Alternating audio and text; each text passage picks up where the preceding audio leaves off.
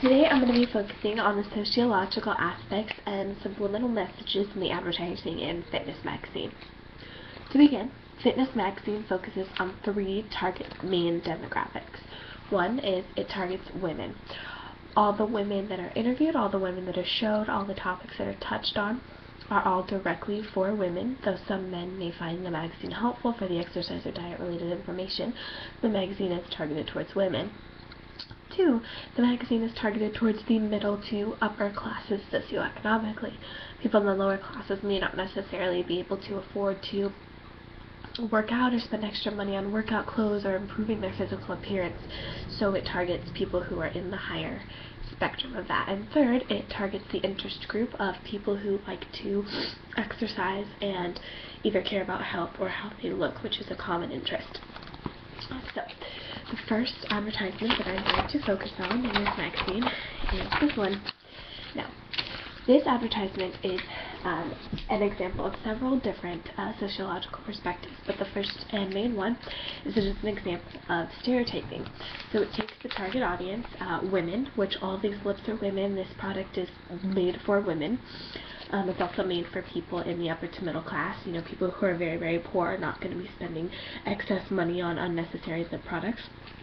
And so the final category that is not touched on is where it stereotypes. It assumes that people who want to exercise and diet will also care about the appearance of their lips and teeth. So it stereotypes that group in order to reach a target audience in that way. So it uses that socioeconomic and gender-based roles and fills it in with their own stereotyping of people who need to work out, and in that way it reaches the entire target audience of the magazine. The next advertisement that I'm going to focus on is on page right here. Okay. So this advertisement is focusing on the outdoors, hiking, doing activities outdoors. Now, these are generally not going to be activities that are done alone. So the sociological concept that is implemented in this is the idea of a group, a general group, subgroup, culture. You are going to be doing these activities as a group. The advertisement mentions what gives you life with other people, enjoying community. It targets women and the fact that the clothing in the picture here is made for women, but the idea of being in the outdoors is a general concept that can also be targeted towards men. It again is targeting the middle to upper class, since people who are in lower socioeconomic status are not going to be wasting money on unnecessary products or going on trips like this that are not necessary for survival. And finally, it does again implement the concept of stereotyping, in that it assumes that people who like to exercise, care about their fitness, enjoy doing so with other people in their sociological group, and that they enjoy being in the outdoors in general. The next advertisement I'm going to look at is one that I think really demonstrates the sociological concept of cultural norms, norms that are present in our society that are subliminal, that we may not normally notice are there, we may not focus on or see. Something that has become a norm in our culture is that women shave their legs. Many cultures all over the world, this is not something that women do. It's not necessarily found to be normal. So if this advertisement were, shown in one of these cultures where leg shaving is not a common thing, it wouldn't make sense.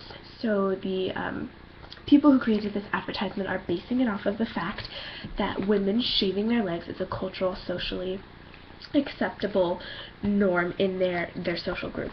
And again, it is also stereotyping the target audience of the magazine and assuming that they are going to care about these social norms and are also going to care how they look and want to have shaven legs to fit in and to look better, as exercise and diet, the magazine's focus, also do end up happening. So it really is a really good example of a cultural norm that we just think is such a normal thing, but other cultures just may not understand. So it's very much cultural relativism as well.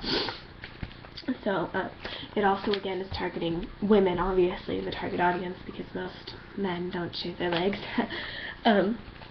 And it is, again, targeting the middle class, though the lower classes may be interested in this product as well, because leg shaving is something that is done pretty much all over the board over socioeconomic classes. But this is laser hair removal, so it is more expensive, so it probably is still targeting the middle to upper class. And they assume, since these people are spending money to buy a magazine that they don't need, that they probably are financially able to buy something else that may not be the necessary form of treatment for leg shaving, when a razor would be cheaper. So it does very much fit into the target audience that the magazine focuses on.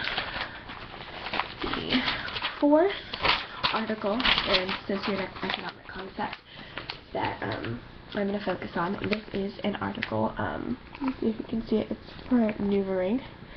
So NuvaRing is a popular form of birth control. So again, this focuses on 1, women. They're going to be who's using birth control. 2, middle class. Lower classes are not going to be concerned with spending, excessive amounts of money on birth control when they are struggling to buy food. And then again, it uses that same concept of stereotyping and assuming that people who have the extra money to buy the magazine, and they obviously care about how they look, and they might not want to get pregnant, they're between the workout ages of most commonly of 20 to 40. And they're assuming that in that time frame they also do not want to have a baby. So the main socioeconomic concept involved here is the concept of values. The generalized concepts that are involved here, again, stereotyping, cultural norms. Birth control has become very much more normal nowadays. If you had seen an advertisement like this many years ago, it would have seemed scandalous or inappropriate. Since times have been changing so much, especially in this aspect. And so back to values, which is the main concept that is portrayed here. A lot of Christian people in the Christian community and in other communities all over the board would not find birth control a good value, a good sociological value. It is not in their moral concepts. It's against what they believe, even though it may not be against society as a whole. So this article really is, this advertisement is basing it off of the fact that birth control has become more of a social norm, and that an advertisement like this is not necessarily as controversial. So it's banking more off of the fact that this is becoming more normal than off of the fact that people in the Christian or other communities may find this against their values. So it again targets all the general target audiences of the magazine as well. The fifth article that I'm going to focus on is right here. So I really like this article as well because, so in this picture, this woman, her name is Annalena Marks, and she's a famous USA water polo player. So not only is she a water polo player, but as it says here, she's a model, an actress. She lives in Brooklyn. She does charity work. So she is very multifaceted. She has many different jobs, many different responsibilities. So it really focuses on the concept of, this girl in this advertisement understands how difficult life is and how many different roles you take, and she takes it as a strong woman, and that's how beautiful, US water polo players do it.